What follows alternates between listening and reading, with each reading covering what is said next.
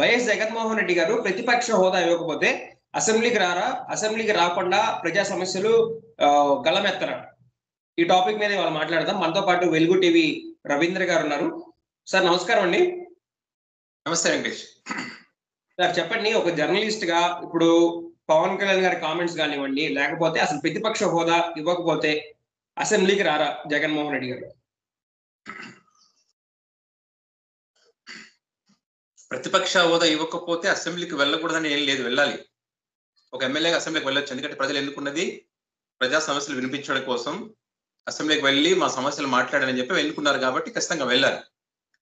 అయితే ఇక్కడ జగన్ గారి విషయాన్ని చూస్తే కనుక ఆయన ప్రతిపక్ష పార్టీ ఇప్పుడు జగన్ గారు వైసీపీ తప్ప వేరే పార్టీ ఏముంది ఇక్కడ?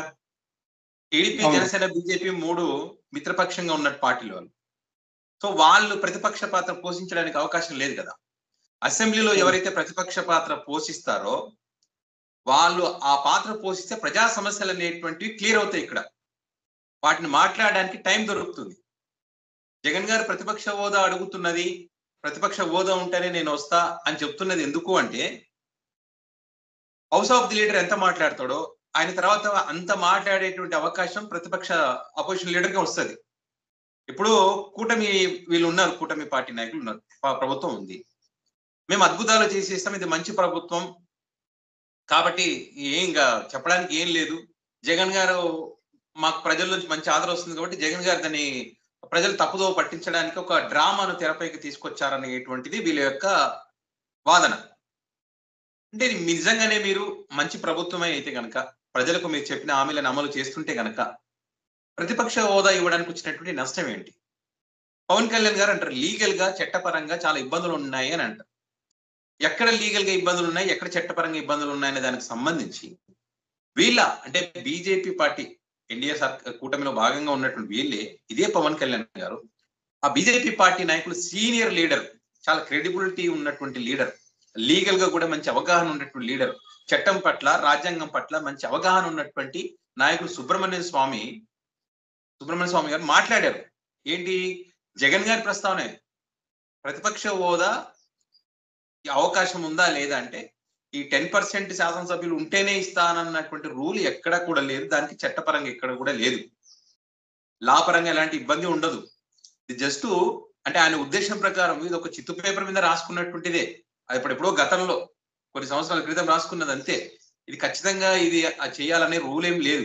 ఒకవేళ అట్లనే కనుక ఉంటే చట్టపరంగా ఇబ్బందులు వస్తాయి, చట్టంలో లేదు కానీ లీగల్ గా ఇబ్బందులు వస్తాయి అనుకుంటే 2015లో ఆమ్ ఆద్మీ పార్టీ బీజేపీ పార్టీకి ఇచ్చింది కదా ప్రతిపక్ష హోదా. తమిళనాడు అదేవిధంగా మహారాష్ట్రలో కూడా మొన్న జరిగినటువంటి ఎన్నికలప్పుడు మహారాష్ట్రలో కూడా ప్రతిపక్ష హోదా అనేది లేదు కదా. మహాయుతి క్లీన్ స్వీప్ చేసేసింది కదా అక్కడ. మరి అక్కడ కూడా లేదు ఎవరికి అంటే వీళ్ళు మహావికాస్ అఘాడీ కూటమిగా ఉన్నప్పటికీ విడివిడిగా చూస్తే ఒక్కొక్కరికి 20 సీట్లు, 16 సీట్లు, 10 సీట్లు అట్లా వచ్చినాయి. 29 దగ్గర రావాలి వాళ్ళకి ప్రతిపక్ష హోదా రావాలంటే.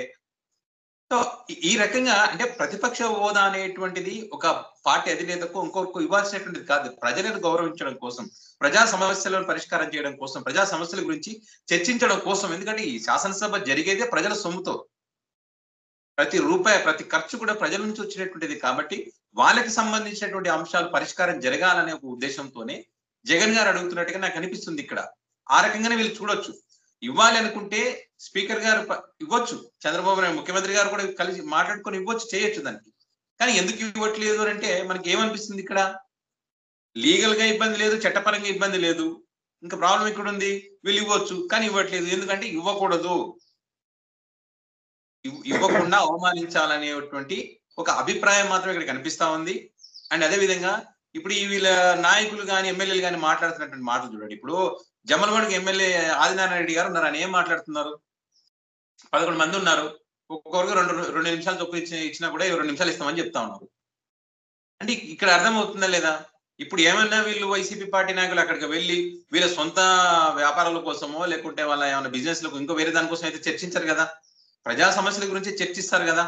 ప్రజా సమస్యలు చర్చించడానికి మీరు సిద్ధంగా ఉన్నారంటే మేము సిద్ధంగా ఉన్నాం, రండి, మేము ప్రజలకు మంచి చేస్తున్నాం అని చెప్పి ఒక సవాల్గా తీసుకొని వాళ్ళ ప్రశ్నలు ఏదైతే వాళ్ళు సంధిస్తారో దానికి ఆన్సర్ విత్ ఎవిడెన్స్ తో సహా చెప్పారనుకోండి, అసెంబ్లీ సాక్షిగా వైసీపీ పార్టీ అబద్ధాలు చెప్తున్న విషయాన్ని అధికార పార్టీ చెప్పొచ్చు కదా, ప్రజలకు చెప్పేటువంటి అవకాశం ఉంటది కదా.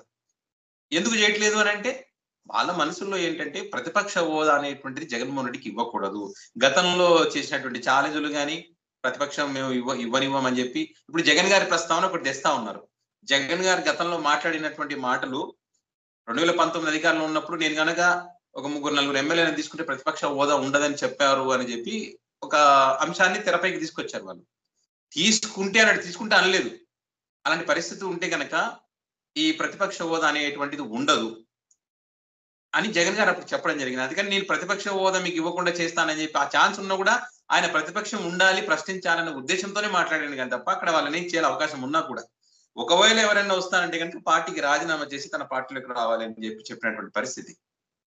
సో ఆ రకంగా వాళ్ళు వ్యవహరించారు అప్పట్లో. ఇక్కడ ఏముందంటే ఈగో ఫీలింగ్స్ అనమాట. ఈగోలతో వీళ్ళు ఒకరికొకరు ఇప్పుడు గతంలో వైసీపీ అనిందని చెప్పి, అంతకుముందు టీడీపీ పార్టీ మమ్మల్ని 2014 ఆ టైంలో అవమానించిందని చెప్పి వీళ్ళు ఒకరి మీద ఒకరు ఈ ఈ రకంగా చేసుకుంటున్నారు తప్పితే ఇక్కడ ప్రజల గురించి ప్రజా సమస్యల గురించి ఆలోచించేటువంటి పరిస్థితి కనిపించడం లేదనేటువంటిది నా యొక్క అభిప్రాయం. ఆ రకంగా కనుక వాళ్ళు ఆలోచన చేస్తే ఈ ఈగోలని పక్కన పెట్టి ప్రతిపక్ష హోదా ఇచ్చి వాళ్ళు ఏం మాట్లాడతారో వీళ్ళు ఇచ్చినటువంటి హామీలకు సంబంధించి వీళ్ళు మాట్లాడండి, అమలు చేయకపోతే వాళ్ళు ప్రశ్నిస్తారు, ఎందుకు అమలు చేయలేకపోయారనే దానికి సంబంధించి వీళ్ళు ఆన్సర్ చెప్పాలి.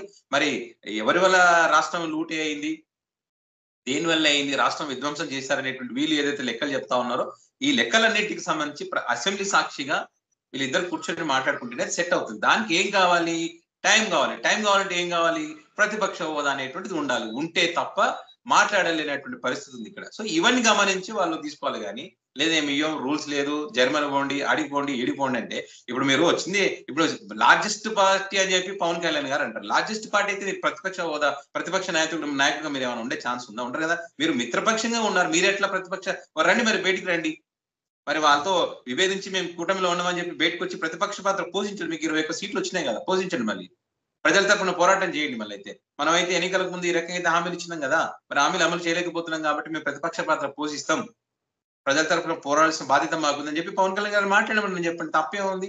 అప్పుడు లార్జెస్ట్ పార్టీ ఇంకో పార్టీ తెలుస్తుంది కదా. కానీ ప్రశ్నించారు వీళ్ళు. సింపుల్ ఏమనిపిస్తుందంటే, అంటే నా అభిప్రాయం చెప్తా ఉన్నాను, ఇదే రకంగా వీళ్ళు వ్యవహరించి కొన్ని రోజుల తర్వాత ఎన్నికలకు 2 సంవత్సరాలకు ముందు గతంలో ఏదైతే చంద్రబాబు నాయుడు గారు బీజేపీ పార్టీ యూటర్న్ తీసుకున్నారో అదే రకంగా వీళ్ళు ఇప్పుడు అమలు చేసే అవకాశం లేదనేటువంటిది వాళ్ళ నోటి నుంచి వాళ్ళు చెప్తా ఉన్నారు. ప్రతిసారి చెప్పేది ఏంటి, విధ్వంసం, ఆర్థిక విధ్వంసం అంటారు. చెవులు వచ్చి చెప్పండి సంపద సృష్టి గురించి అంటారు, మరి నాయకులు మీరు వచ్చి చెప్పండి అంటారు. సో ఈ రకంగా చెప్తారు కాబట్టి అమలు చేయడానికి అవకాశం లేనటువంటి పరిస్థితులు కొన్ని వీళ్ళు ఇచ్చినటువంటి పథకాలకు సంబంధించి.